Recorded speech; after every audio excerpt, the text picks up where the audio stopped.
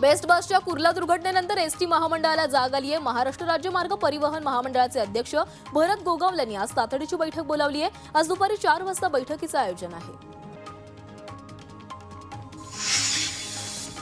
कुर्ला अपघातातील जखमींची भाजप आमदार गिरीश महाजन यांनी विचारपूस केली आहे। बाबा रुग्णालयामध्ये जाऊन महाजनांनी जखमींची भेट घेतली। या अपघातातील मृतकांच्या कुटुंबियांना राज्य शासनाकडून 5 लाख तर बेस्टकडून 2 लाख रुपयांची मदत मिळणार असल्याची माहिती गिरीश महाजनांनी दिली आहे।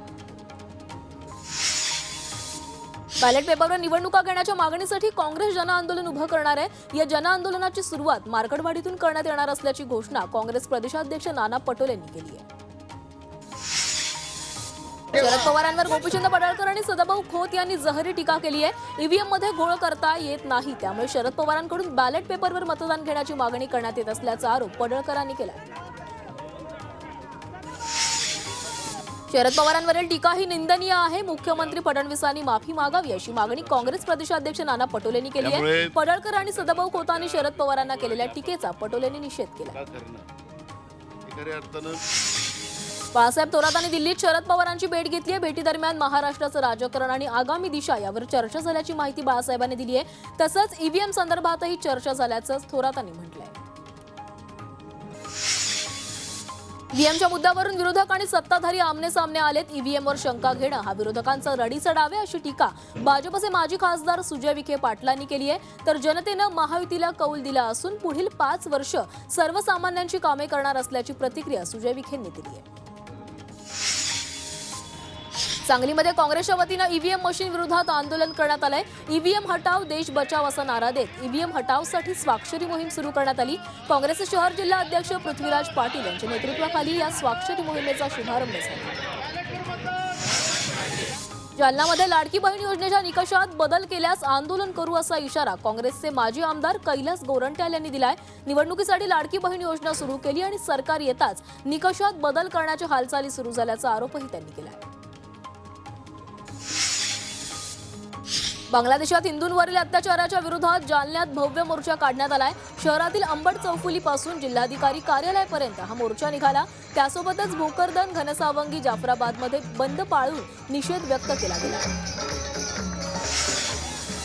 भंडाऱ्यात सकल हिंदू समाज बांधवांनी आक्रोश मोर्चा काढला। बांगलादेशमध्ये हिंदूंवर होणाऱ्या अत्याचाराविरोधात शांततेत हा मोर्चा काढण्यात आलाय। दरम्यान हे अत्याचार थांबवावे अशी मागणी करण्यात आली। यावेळी शेकडोंच्या संख्येनं समाज बांधव उपस्थित होते। यवतमाळमध्ये सकल हिंदू समाजानं मोर्चा काढून बांगलादेशमध्ये हिंदूंवर होत असलेल्या अत्याचाराविरोधात निषेध नोंदवलाय। इस्कॉनचे संन्यासी स्वामी चिन्मय यांना अन्यायकारक पद्धतीनं बांगलादेश सरकारनं तुरुंगात डांबून ठेवलंय। त्याची त्वरित त्यांची सुटका व्हावी अशी मागणी यावेळी करण्यात आली। बांगलादेशातील हिंदूंवरच्या अत्याचाराविरोधात नागपुरात भव्य मोर्चाचं आयोजन करण्यात आलंय। या मोर्चात विविध हिंदू संघटनांसह सामाजिक संघटनाही सहभागी झाल्या। नागपुरातील 6 विधानसभा मतदारसंघातून हे मोर्चे निघाले। बांगलादेशमध्ये हिंदूंवर होणाऱ्या अत्याचाराच्या निषेधार्थ कल्याणमध्ये सर्वपक्ष नेत्यांनी आणि हिंदू संघटनांनी निदर्शनं केली। यावेळी बांगलादेशच्या विरोधात घोषणाबाजी करत जय श्रीरामचे नारे देण्यात आले। बांगलादेशमध्ये हिंदू समाज अल्पसंख्याकांवर होत असलेल्या अत्याचाराविरोधात पुण्याच्या इंदापूर शहरात नगर परिषद ते तहसील कार्यालयाशी सकल हिंदू समाजाच्या वतीनं बांगलादेश हिंदू न्याय यात्रा काढण्यात आली आहे। हाताला काळ्या फिती बांधून हिंदू समाज बांधव यात्रेमध्ये सहभागी झाले। चंद्रपुरातही सकल हिंदू समाजाच्या वतीनं बांगलादेशमधील हिंदू अत्याचाराविरोधात न्याय यात्रा काढण्यात आली। या यात्रेत मोठ्या संख्येने नागरिक सहभागी झाले होते। हिंदूंवरील अत्याचार थांबवावे, इस्कॉन प्रमुखांची सुटका करावी अशी मागणी यावेळी करण्यात आली आहे। परभणी जिल्ह्यातील जिंतूर पाथरी इथं मुकमोर्चा काढण्यात आलाय। बांगलादेशमधील हिंदूंवर होत असलेले अत्याचार थांबले पाहिजेत, यासाठी केंद्र सरकारनं कठोर कारवाई करावी अशी मागणी पंतप्रधान मोदींकडे करण्यात आली आहे। बांगलादेशमध्ये हिंदूंवर होणारे अत्याचार त्वरित थांबवावे यासाठी येवला तहसीलदारांना निवेदन देण्यात आलंय। हिंदूंवरील अत्याचार आणि इस्कॉन प्रमुखांना तुरुंगातून मुक्त करण्याची मागणी करण्यात आली आहे। यावेळी सर्वपक्षीय कार्यकर्ते आणि पदाधिकारी मोठ्या संख्येने उपस्थित होते।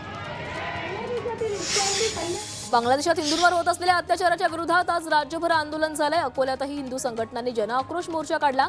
यावेळी हजारोंच्या संख्येने लोक एकत्र आले। त्यांनी बांगलादेश आणि पाकिस्तान विरोधात मोठी घोषणाबाजी केली आहे। धुळ्यात सकल हिंदू समाजानं निदर्शनं केली। बांगलादेशात सुरू असलेले हिंदूंवरील अत्याचार आणि हिंदू मालमत्तांचं नुकसान तातडीने थांबवण्याची मागणी आंदोलकांनी केली आहे। आंदोलकांनी जिल्हाधिकारी कार्यालयाबाहेर मानवी साखळी बनवत निदर्शनं केली। बांगलादेशामध्ये हिंदूंवरती होणाऱ्या अत्याचाराविरोधात डोंबिवलीमध्ये मानवी साखळी आंदोलन करण्यात आलं। फडके रोडवर हिंदू अस्मिता मंच संघटनेकडून हातात सूचना फलक घेत शांततापूर्व आंदोलन करण्यात आलं। माडाच्या कोकण मंडळातर्फे जाहीर करण्यात आलेल्या घरांची सोडत 21 जानेवारीला होणार आहे। अल्प प्रतिसादामुळे या घरांना 15 दिवसांची मुदतवाढ देण्यात आली आहे। त्यानुसार इच्छुकांना 2264 घरांसाठी 24 डिसेंबरपर्यंत ऑनलाईन अर्ज करता येणार आहे। साताराच्या मसवडमध्ये माणदेशी चॅम्पियन्सच्या क्रीडा संकुलनाचं सचिन तेंडुलकरच्या हस्ते उद्घाटन करण्यात आलं। यावेळी सचिन तेंडुलकर, याची पत्नी अंजली आणि मुलगी साराही उपस्थित होते। मुंबईत मंगळवारी तापमानाचा पारा वाढलाय। दरम्यान पुढील 3 ते 4 दिवस तापमानाचा पारा चढताच राहणार असल्याचा अंदाज हवामान विभागानं वर्तवलाय। बंगालच्या उपसागरात कमी दाबाच्या क्षेत्राची निर्मिती झाली आहे। याचा परिणाम मुंबईच्या तापमानावर दिसून येतोय।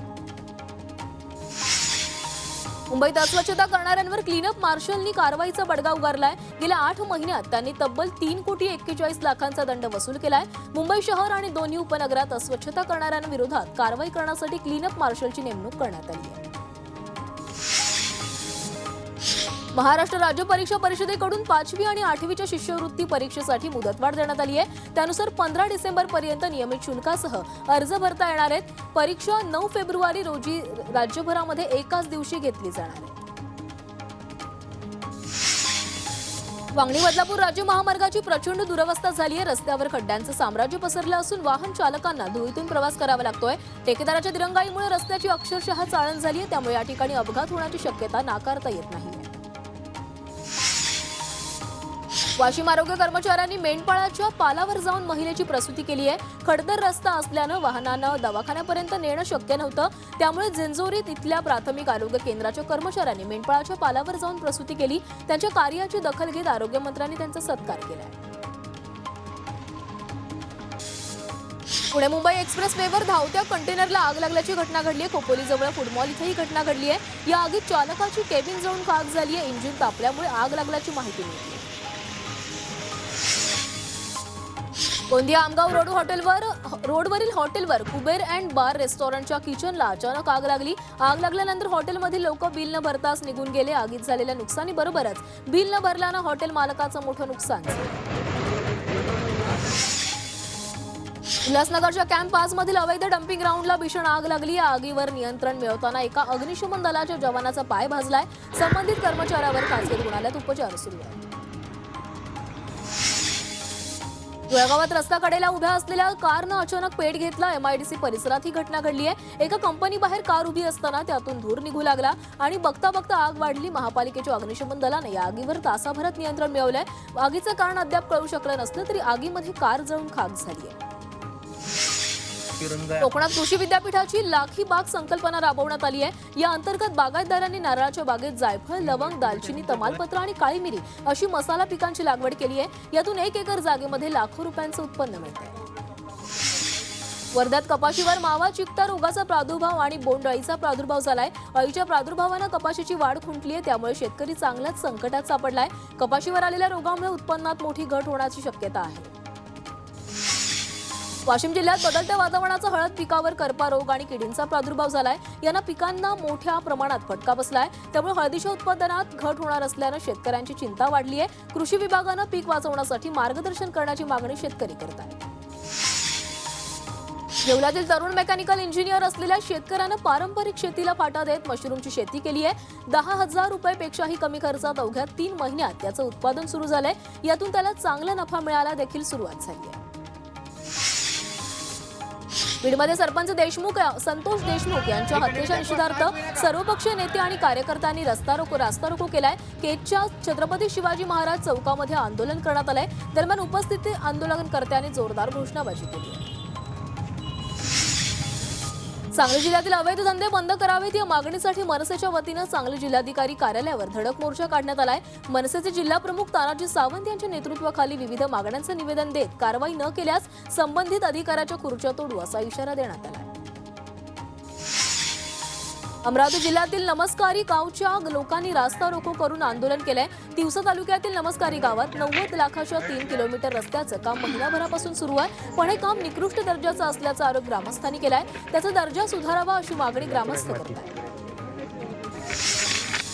ईव्हीएम विरोधात अखिल भारतीय महानुभाव परिषद आणि वारकरी पंथ आक्रमक झालाय।